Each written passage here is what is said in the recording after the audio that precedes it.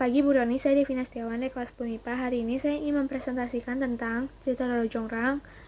Selamat menyaksikan. Pertama-tama, saya akan memunculkan videonya terlebih dahulu. Pada zaman dahulu kala, hiduplah seorang raja dengan wujud raksasa bernama Prabu Baka. Dia adalah raja yang terkenal rakus dan suka memeras rakyatnya. Semua takut padanya. Dia memiliki seorang patih yang setia bernama Patih Kupala. Suatu hari, Prabu Baka memimpin penyerbuan ke kerajaan Pengging.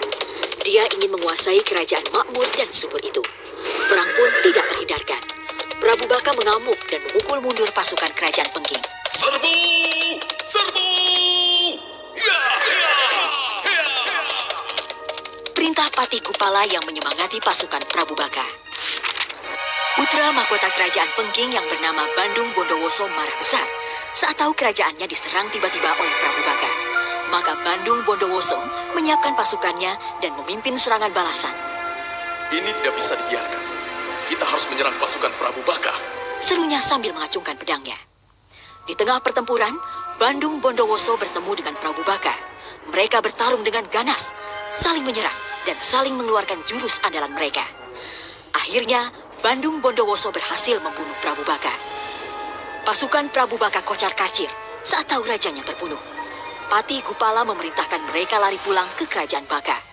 Bandung Bondowoso tidak tinggal diam. Ayo kejar! Jangan menyerah!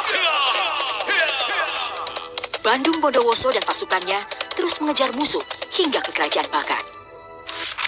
Pasukan Baka menyerah kalah. Bandung Bondowoso bisa masuk istana dengan leluasa. Alangkah terkejutnya dia karena bertemu putri cantik jelita di dalam istana. Wahai putri cantik, siapa gerangan dirimu? Aku adalah putri Prabu Baka. Namaku Roro Jonggrang. Bandung Bondowoso tidak menyangka Prabu Baka yang berwujud raksasa ternyata memiliki putri cantik jelita. Dia langsung jatuh cinta kepada Roro Jonggrang. Bandung Bondowoso tidak bisa tidur memikirkan Roro Jonggrang. Akhirnya, dia mengutarakan maksud hatinya pada putri cantik itu. Wahai Roro Jonggrang nan jelita, maukah kau menjadi istriku? Mendengar pinangan Bandung Bondowoso, Roro Jonggrang menjadi bingung. Dia takut kepada Bandung Bondowoso, namun dia tidak ingin menikah dengan orang yang telah membunuh ayahnya. Aku mau menikah denganmu, tapi kamu harus memenuhi 2 syarat. Aku ingin dibuatkan sumur jala tundra dan 1000 candi dalam waktu semalam. Bandung Bondowoso menyanggupi syarat Roro Jonggrang. Baiklah, aku sanggup melakukan itu semua. Dan aku bisa menikahimu, wahai putri cantik. Tanpa banyak membuang waktu, Bandung Bondowoso segera menggali tanah untuk membuat sumur jala tunda yang dalam. Hanya dalam waktu singkat, sumur itu sudah jadi. Roro Jonggrang gelisah dan berusaha memikirkan cara untuk mencelakakan Bandung Bondowoso. Bagaimana, Roro Jonggrang? Apakah sumurnya sesuai dengan keinginanmu? Roro Jonggrang tersenyum, lalu berkata, Bandung Bondowoso, maukah kamu masuk ke dalam untuk memeriksa sumur itu? Baiklah, aku akan memeriksanya. Bandung Bondowoso segera masuk ke dalam sumur.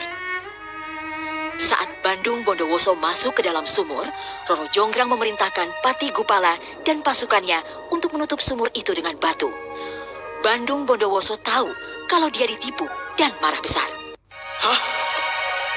Rupanya dia telah menipuku. Dengan kesaktiannya, Bandung berhasil menjebol batu-batu itu dan naik ke atas. Roro Jonggrang terkejut karena Bandung masih hidup. Apakah kamu hendak menipuku, putri? Tanya Bandung Bondowoso.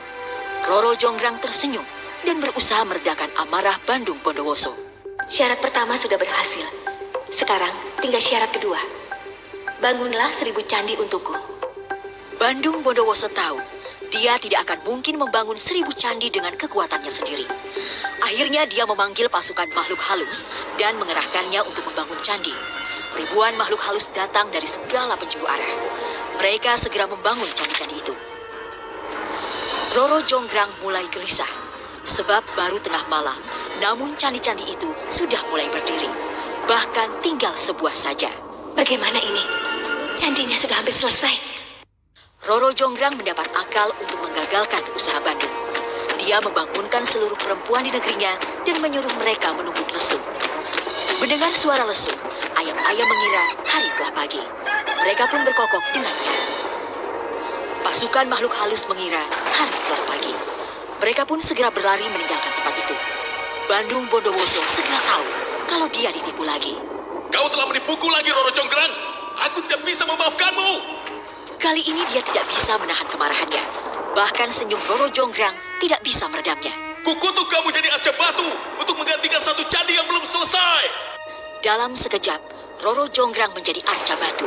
Maka genaplah 1000 candi telah dibangun Bandung Bondowoso. Melihat Roro Jonggrang telah berubah menjadi arca, menyesallah Bandung Bondowoso. Dia menangisinya, namun nasi telah menjadi bubur.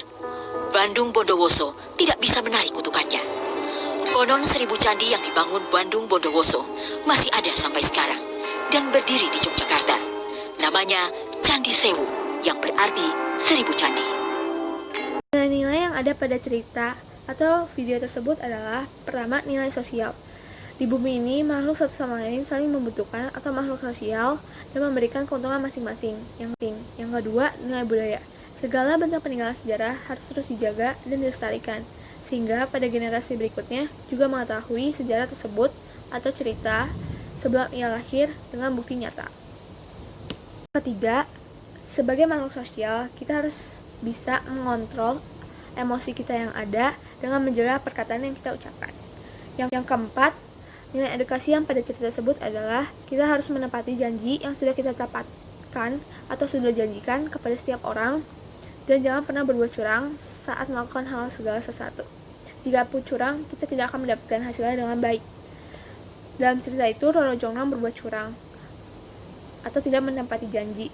Ia menyuruh dayangan untuk menubuk padi saat Bondowoso membuat candi, agar Bondowoso tidak berhasil membuat candi tersebut dan ia tidak jadi menikah dengan Bondowoso. 5.